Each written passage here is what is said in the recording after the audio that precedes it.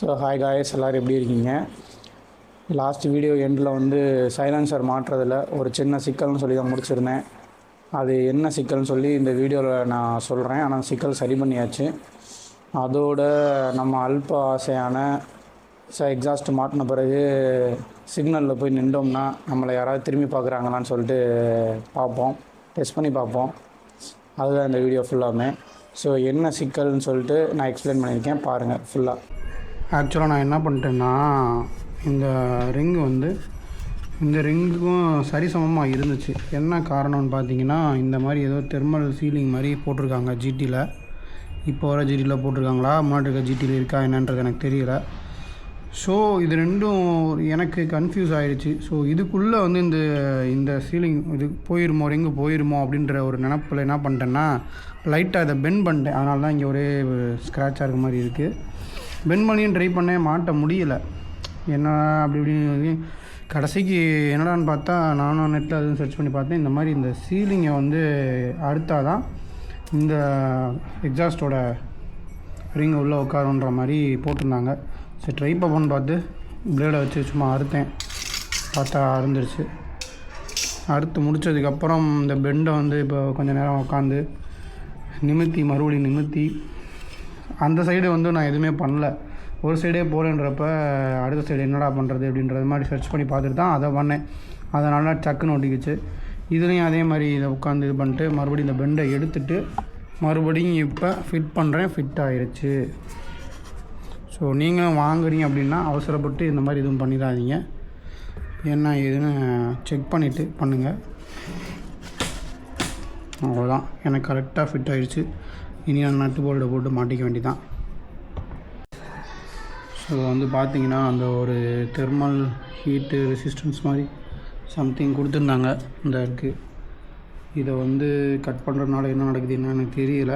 But இதை எடுத்து விட்ட உடனே எனக்கு வந்து இது ஃபிட் ஆகிடுச்சு. எக்ஸ்ட்ராவாக எதுவுமே அவங்க சொன்ன மாதிரி தேவைப்படலை. டைரெக்டாகவே வந்து கிளாம்ப்பு கூட நான் எதுவும் வாங்கலை, டைரெக்டாக ஃபிட் ஆகுது இங்கே. ஸோ இந்த சைடு மாட்டியாச்சு. கிட்டத்தட்ட அதே மாதிரி அடுத்த சைடு மாற்றிட்டோம். ஸோ பார்த்திங்கன்னா ரெண்டு சைடுன்னு சொன்னால் மாட்டியாச்சு ஒரு வழியாக சக்ஸஸ்ஃபுல்லாக. ஸோ சவுண்டு இருக்குது எப்படி இருக்குன்னு கேட்போமா? ஆன் பண்ணி முடிச்சு சவுண்டு எல்லாம் முடிச்சு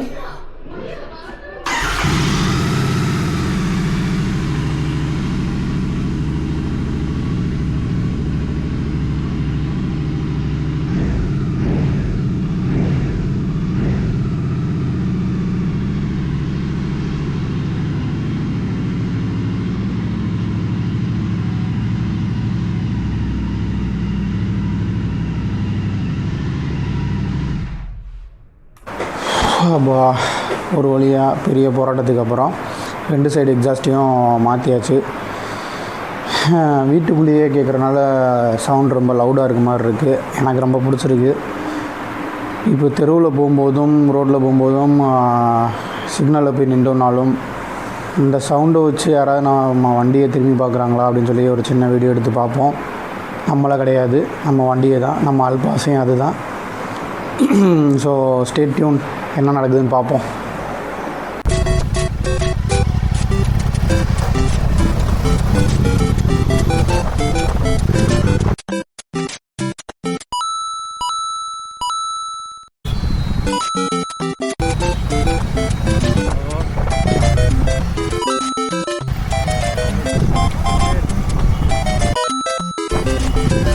இதெல்லாம் நடக்குமா நினைச்சேன், நடந்துருச்சு.